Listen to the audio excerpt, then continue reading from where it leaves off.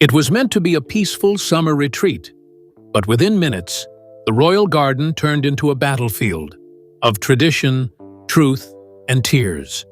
As Queen Camilla sat across from Catherine, discussing Charlotte's future, a tiny voice shattered the silence. "I don't need your school to be a real princess." 9-year-old Princess Charlotte, with a single line, exposed a royal rift that had been quietly brewing for years. Moments later, Camilla stormed off, her emotions written all over her face. What did Charlotte mean? And why did it shake the monarchy to its core? This wasn't just a family disagreement. It was history in motion.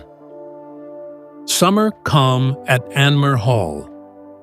Anmer Hall was meant to be a place of quiet, a break from protocol, a haven from headlines. In July, the royal family took shelter there, craving the kind of peace that only the countryside could offer. The world outside was chaotic. Health updates, royal watchers, whispered tension. But inside the hall, it was different. Charlotte ran barefoot across the lawns, chasing butterflies. William was seen doing grocery runs with George. Catherine organized pancake Saturdays, just the way the kids liked. These were rare scenes of unfiltered family life. For a while, it felt like they had carved out a pocket of joy in the middle of royal duty. But then came Camilla. She arrived at Sandringham with quiet purpose. The visit wasn't just a casual check-in. She was there to review renovation progress at Clarence House and to reopen a subject that had long simmered under the surface: Princess Charlotte's future, specifically her education.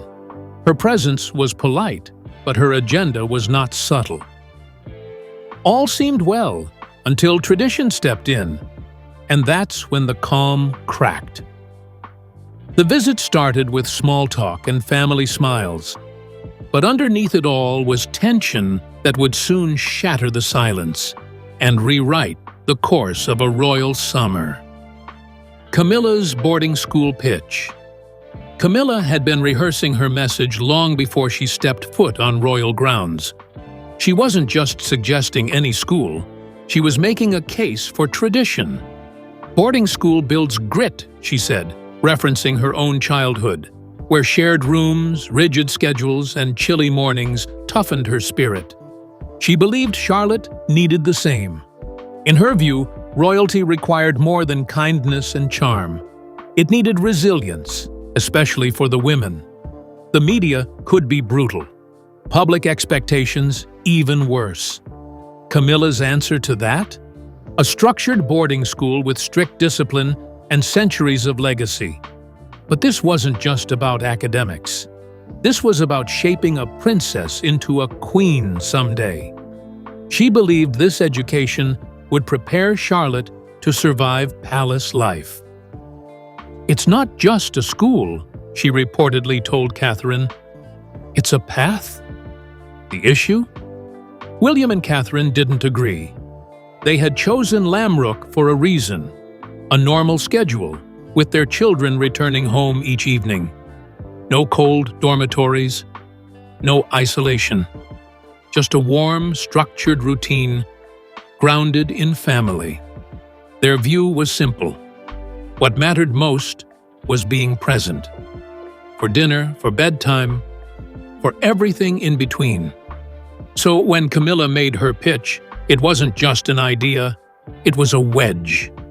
A line drawn between past and present. And the more she pushed, the more that line started to crack. William and Kate's home-centered approach. William and Catherine were united in their parenting philosophy. They had been clear from the beginning. Their children would grow up with love, not pressure. With routine, not rules carved from tradition. Lamrook School wasn't chosen randomly. It was handpicked because it allowed Charlotte and her brothers to be home every day, to fall asleep in their own beds, to live something close to a normal life. For them, that meant pancake breakfasts, Late-night stories, school pickups. It meant being there, not just for public photos, but for the invisible things that make childhood real. They weren't naive. They knew their children would never be truly ordinary. But they believed in something else: emotional security. That was the crown they wanted their kids to wear first. Camilla, to them, was clinging to an old system, one that had left previous royals cold and disconnected. "We're trying to raise humans, not heirs," Catherine once said in private. That sentence echoed in every decision they made. So when Camilla began advocating for a tradition they didn't believe in, it didn't feel like help. It felt like an intrusion. And while the conversation began with civility, it wasn't going to stay that way for long. Tension at Sandringham. It was a quiet, late afternoon. Catherine and Camilla were seated in the kitchen garden at Sandringham, surrounded by herbs, apple trees, and an air of unease. The sky was still. The mood was not. Camilla pointed west, toward the direction of the boarding school she had in mind. Her tone wasn't harsh, but it was firm. William stood nearby, Charlotte's sun hat in his hand. His silence said more than words. Catherine's response was gentle but immovable. She listened, folded her hands in her lap, and answered calmly, "We want her home, every night." The exchange wasn't loud, but it was tense. The kind of tension that builds over years of differing values, finally bubbling to the surface. What was unfolding wasn't just a conversation about school. It was about control, about generational divides, about one woman defending the past and another protecting the future. And just as the moment felt like it might pass, the next twist arrived from someone no one expected. Charlotte's fiery entrance. She had been playing behind the apple tree, just out of sight, just within earshot. When Charlotte stepped forward, she didn't raise her voice, she didn't shout. But what she said hit harder than any royal decree. "I don't need your school to be a real princess." The words echoed through the garden like thunder. Camilla stopped mid-sentence. William instinctively stepped forward, placing a protective hand on his daughter's shoulder. Two gardeners reportedly heard the whole thing. One palace staffer said he'd never seen Camilla's face go so still. Another whispered, "She froze like stone." Catherine didn't speak. She didn't need to. The moment belonged to Charlotte. There was no script, no plan, just raw truth from a child who knew exactly who she was and who she didn't need to become. And in that single moment, one sentence shattered years of protocol and pushed open a door the palace had tried to keep shut. What followed next? A royal exit that made history. Camilla's emotional exit. After Charlotte's declaration, the garden stood still. Not a word. Not a breath. Camilla didn't speak. She simply turned. Her steps were slow, controlled, but her body language told a different story. She wasn't leaving in anger. She was leaving in shock. Insiders later shared that Camilla didn't say goodbye. She quietly walked through the hallway of Sandringham, climbed into her waiting car, and disappeared. Behind closed doors, aides said she looked absolutely shattered. A footman overheard her mutter, "I was just trying to help." But her voice cracked as she said it. This wasn't a queen in control, it was a grandmother figure completely caught off guard. Her vision of helping shape Charlotte's future had collided with a 9-year-old's defiance, and the moment had wounded her deeply. Later that evening, a close friend revealed that Camilla shut herself in her room for hours. She missed dinner, skipped briefings, and canceled a planned engagement the next morning. She felt like a stranger in her own family, the source explained, and yet It wasn't just the child's words that broke her. It was the realization that times had changed, and maybe she hadn't. She had entered the garden as a guide. She left it as a symbol of a fading era. Pandemonium in the public sphere. By the next morning, the internet had exploded. A royal correspondent's cryptic tweet, "Tiny voice, the ground shook," was all it took. Within minutes, speculation spread like wildfire. Hashtags began trending worldwide. Boarding-gate, #Stand with Charlotte, #The Princess Speaks. Meme artists wasted no time, transforming Charlotte into a pint-sized warrior, helmet and all, squaring off against a dragon-labeled Camilla. The public didn't just react, they picked sides.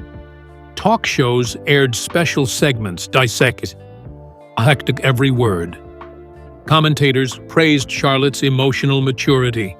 One panelist called her the most authentic royal of her generation. Even social media, often brutal, was united in admiration. "That girl has fire," one tweet read. "She said what the world was thinking." Kensington Palace issued no comment. Clarence House dismissed the story as fictional gossip. But that silence only fed the frenzy. People didn't want denials. They wanted truth. In just 24 hours, the world had shifted. Charlotte wasn't just the little girl in summer dresses anymore. She was a symbol of strength, of modernity, of change. And the monarchy? It had just been publicly reminded that the next generation wasn't here to play pretend. Royal strategy in overdrive. Inside the palace walls, it wasn't just business as usual. It was crisis mode. Not a scandal in the typical sense, but a moment of raw authenticity that no one had prepared for. A child's voice had done what decades of planning never could, one senior aide reportedly said behind closed doors. The pressure was real. The stakes were high, and the monarchy's carefully polished image was cracking in real time. There were no sirens blaring. But, make no mistake, reputational alarms were ringing off the charts. PR advisors were pulled from their holidays. Staff gathered for pre-dawn emergency calls. By the time most people were sipping their morning tea, the palace's war room was already deep into its third damage control session. The biggest question wasn't about who said what. It was about how to regain control of a story the Crown had already lost. Clarence House moved first, and fast. Their initial statement dismissed the entire garden incident as creative fiction. But that move backfired spectacularly. The public didn't just question the denial, they outright rejected it. Why deny a child's words became the question that splashed across social feeds. Trust had shifted, and not in the palace's favor. So came the three options. Option 1, double down. Deny everything. Call it gossip. Reinforce tradition. Option 2, pivot gently. Admit something happened, but emphasize family unity and the future. Option 3, go silent. Say nothing. Hope the storm blows over. Camilla's team, reading the cultural temperature, opted for option 2. A carefully constructed statement was released a few days later. It read like a school newsletter, but every word was chosen with precision. We are confident in Lamrook's excellent pastoral care and commend its support for young minds. It never named Charlotte. It never admitted to a confrontation. But the message was loud and clear. Camilla was backing off. And while Camilla took the PR route, William and Catherine took the high road. No statements, no clarifications, just retreat. They went invisible to the press, focusing instead on time with the children. But behind the silence, their teams were working. Sentiment was being tracked, hashtags analyzed, protocols revised. Even internal communication was updated to prevent similar flashpoints in the future. What no one could deny was this: authenticity had broken through. A child's spontaneous words had revealed something deeper about the institution's need to evolve. Tradition, once the monarchy's backbone, had become its blind spot. The crown was still on its head, but the people were now listening to a different voice, one that didn't come from a throne, but from under an apple tree. Public embraces the lioness. Across breakfast tables, classrooms, and office break rooms, the name Charlotte was suddenly on everyone's lips, not because she wore a tiara or waved politely, but because she had stood her ground in a moment of quiet conviction. People everywhere were captivated by that garden scene, a child bravely saying what many wished they could. She wasn't just another royal child. She was embodying something fresh and fearless. Morning shows around the country quickly seized on the moment, dubbing her the Little Lioness. Headlines celebrated her boldness. One tabloid called her a child with a spine of steel, while psychologists praised her as emotionally secure and beautifully guided by modern parenting. Across Britain, the public was moved, not by drama or spectacle, but by authenticity. In an age of polished public relations, Charlotte's words were a breath of fresh honesty. "She didn't just speak," said one commentator on a popular news program. She reminded everyone that royals are human. That phrase resonated. It spread from social media to front porches, as mothers shared stories of their own children learning to find their voice. Teachers began to include her as an example in classroom lessons about confidence and speaking up. Somewhere, an artist started painting murals featuring Charlotte as a symbol of sincere courage, wearing no crown, just determination. Historians couldn't help but draw parallels to Princess Diana. There was something echoing in that tiny but weighty statement. Both girls had challenged outdated systems. Both Diana and Charlotte spoke from the heart, not from a script.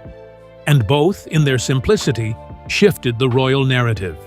Diana had reshaped the monarchy by showing empathy, vulnerability, and presence. Charlotte, by simply being herself, accomplished something similar. Within seconds, she became the voice of a new generation of royalty. The effect wasn't temporary. Long after the headlines faded, Charlotte remained the subject of reflection. Parenting groups cited her story in discussions about raising self-assured children. Sociology forums debated the changing role of monarchy in the modern age. And everyday Brits found in her story a reminder: standing up for yourself can come from the most unexpected place and still resonate across society. Charlotte didn't plan to lead, she just spoke her truth. But as she did, she led anyway, quietly, powerfully, and with a clarity that shook centuries-old expectations. And just like that, the Little Lioness had made her mark, without fanfare, without royal decree, just by being honest, fearless, and herself. Camilla faces backlash behind the scenes. While the public embraced Charlotte, the pressure behind palace walls fell squarely on Camilla. Outwardly, she smiled through engagements, opening schools, shaking hands, doing the work. But behind the scenes, things were unraveling. Staff noticed changes. Her grip on wine glasses was tighter. She snapped at a footman over a blouse. One aide described her demeanor as on edge. The queen, who once appeared unshakable, now looked deeply shaken. She confided to a friend, "I'm blamed for caring about the girl's future." But it wasn't just blame she was feeling, it was isolation. Even King Charles, usually supportive, was said to be stern. According to one courtier, he told her, "Times change, my love. And so must we. Camilla wasn't trying to be a villain. She genuinely believed in the structure that had shaped her. But in trying to pass down that structure, she had misjudged the moment and misread the child. For the first time, Camilla wasn't being measured as queen. She was being measured as a step-grandmother. And in that role, the verdict was clear. She had overstepped. And in the court of public opinion, that mistake would take far more than a press release to repair. Kate's protective pivot. After the headlines, after the memes, and after the endless press requests, Catherine shut the doors, literally and emotionally. No interviews, no appearances. Just a firm, quiet response. Protect the children. Inside the palace, aides described her as calm but piercingly focused. Devices were removed, newspapers hidden. Even family TV time was shortened. The world outside could debate Charlotte's bravery.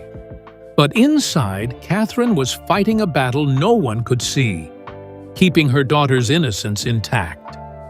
Friends close to the family said Catherine was quietly livid. Not because of Charlotte's words, but because of the circus that followed. What was meant to be a personal moment, a family disagreement, had been turned into palace gossip. "She's a child," Catherine reportedly said behind closed doors. And now the world is dissecting her sentence like a royal speech. William stood by her. He had his own emotions, anger, pride, even confusion, but he knew Catherine's instinct was right. The best way to handle this wasn't damage control, it was love.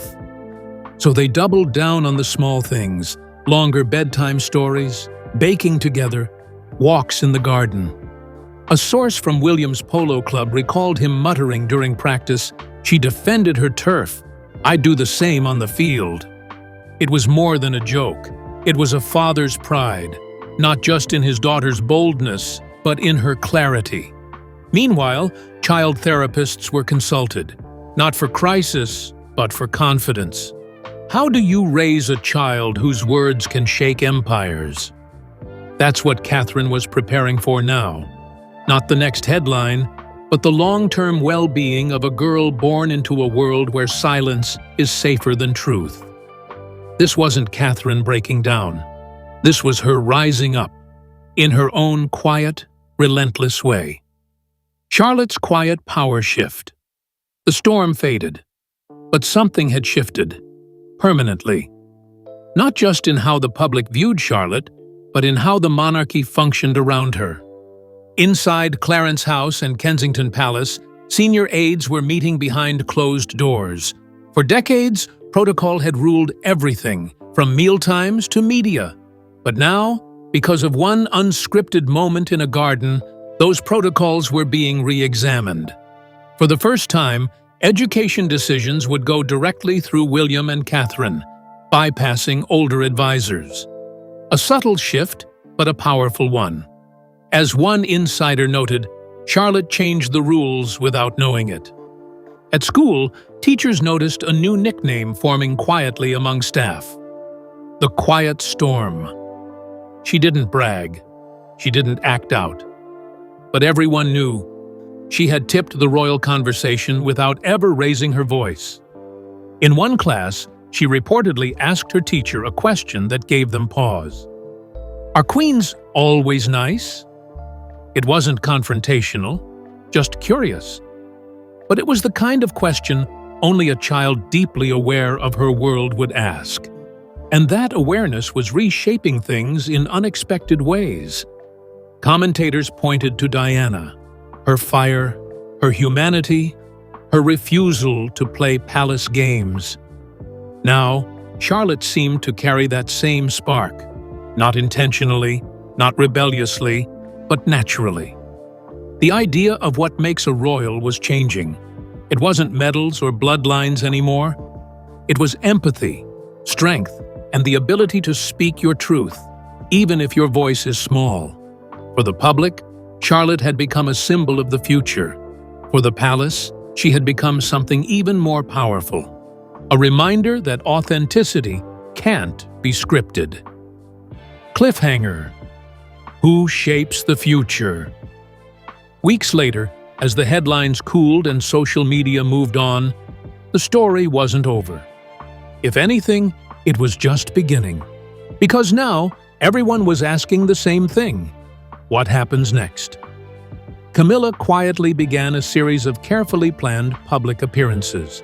Schools, hospices, reading books to children, smiling for cameras. The press dubbed it Operation Step Smile. A campaign to soften the narrative and show she was still engaged, still caring, still queen. But something had shifted in the tone. Even supporters admitted Camilla's image had taken a hit. Not because of malice, but because, in a single moment, she had become the symbol of an outdated ideal. She wasn't hated, just questioned. Meanwhile, Charlotte returned to her routines, practicing netball, reading Matilda, braiding her doll's hair. Outwardly, she was the same messy-haired, cheeky little girl. But, in the minds of many, she had become more than a child. She had become a voice. William and Catherine made no statements, but their silence now had a different meaning. Not avoidance, authority. Their decisions were final. Their message was clear. We'll raise our children on our terms. Inside the palace, new protocols were quietly updated. More autonomy for parents, more awareness for child welfare, and more caution around generational clashes. Observers called it the Charlotte Effect, a ripple of modernity through one of the world's oldest institutions, not by force, but by truth. As autumn leaves began to fall, one thing had become clear. The monarchy hadn't just survived a scandal. It had been reshaped, not by a crown, but by courage, not by tradition, but by a girl who simply said no. And with that, the future of royalty felt different, more human, more honest, and undeniably hers. The crown may sit steady, but the winds inside the palace are shifting. One child's courage has challenged an entire tradition. As Queen Camilla rebuilds and Charlotte quietly returns to play, the world is left wondering, did royalty just change forever? All because of a little girl who dared to speak?